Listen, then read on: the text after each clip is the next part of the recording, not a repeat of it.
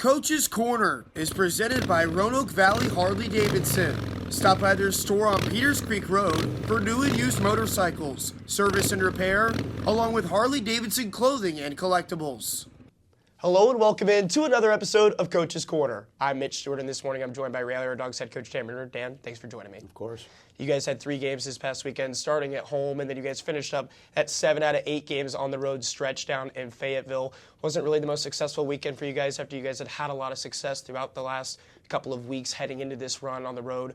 What did you see from your team, whether it was against the Ice Bears on Friday or the Saturday-Sunday games against Fayetteville? Just tired.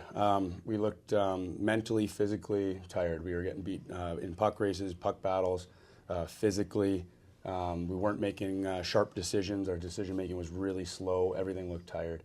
It's been a long stretch of games, but this time of year we can't have the lapses like that. So the focus was adjusted this week as far as our workload through the week. A little bit lighter on the ice and a little bit of time in video and there's no time for us to kind of delay the turnaround here. So we got to get our energy up and that goes both physically and mentally. We got to be sharper.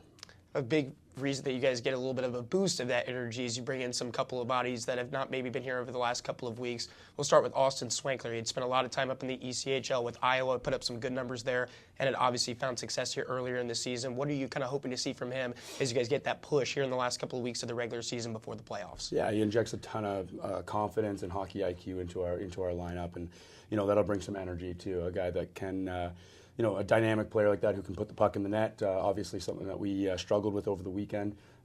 He has that touch for sure, and he makes other players better around him. So I think everybody's excited to get him back in the lineup. You get to see Jake Stevens also debut on the blue line on Sunday against Fayetteville, and he was already on the first power play unit getting a lot of ice time. What were you guys hoping for when you brought him in before Sunday's game, and what are you hoping to see from him here over the next couple of weeks as well? He's another guy on the back end that looks to make the next level play. I think, he played okay on Sunday. It was a little while since he'd been in a game and a little while since he'd been getting out those kind of minutes, so you could see the fatigue on him as the game wore on too. But it's looking to make those plays that we're looking for, and he had that vision out there. Now we just need him to kind of dial it in a little bit, a few practices this week on the power play, and I think he's going to fit up there nicely. You've been in this league for quite a while, both as a player and as a coach, and you kind of know the ebbs and flows of this season, right? You get the 10-game winning streak, and then you get kind of the dog days of a road trip. Where do you kind of feel like the team is at right now as you guys push toward the playoffs here in the next couple of weeks? And what are you hoping to still see from your group to make sure that you guys are ready for the postseason? Yeah, we love the look of our group, and we knew the scheduling for us this year was kind of loaded into a bunch of 3-3s and heavy schedule towards the end with a couple weekday games too. And you can see that fatigue on our guys. Love our group. We just got to make sure that we're back to full energy and focused on that game time, that we're ready to go from the drop of the puck and play for 60 minutes. So. I think with a few adjustments and getting some guys some rest through this weekend and through this weekend, we'll be looking good going into the last 2 weekends.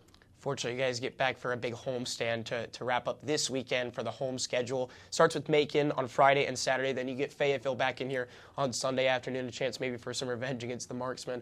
What are you kind of expecting from those teams as you've seen them a lot here over the past couple of weeks when you guys have been out on the road? Yeah, I mean, we know what to expect from both teams. As far as Macon goes, their situation is they to control their own fate, they have to win every game, and it's still out of their hands. So they're going to be desperate for points. That they're going to be playing hard, so we have to match that intensity. And then, yeah, absolutely, when it comes to Fayetteville, it's a great rivalry, and they're playing well right now. Their goalie's playing really well right now. So we're looking, we did our work this week, did our work in video, and ready to get a little retribution on them.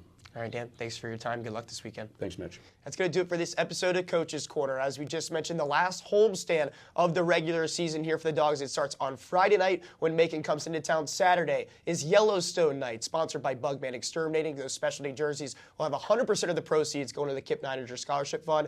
And then we wrap things up on Sunday afternoon. It'll be a big game here as the Dawgs host the rival Fayetteville Marksmen. We thank you so much for tuning in. We hope you have a great rest of your day.